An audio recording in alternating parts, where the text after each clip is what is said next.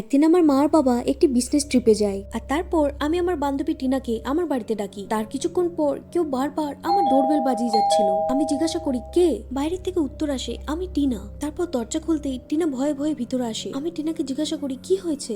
তখন টিনা আমাকে বলে ও যখন আমার বাড়িতে আসছিল তখন একটি ভয়ঙ্কর দেখতে লোক ওর পিছন করছিল, আর টিনা ভয়ে ওখান থেকে দৌড়তে দৌড়তে আমার বাড়িতে চলে আসে। তারপর আমি টিনাকে বলি তুই ভয় পাস না, কিচ্ছু হবে না।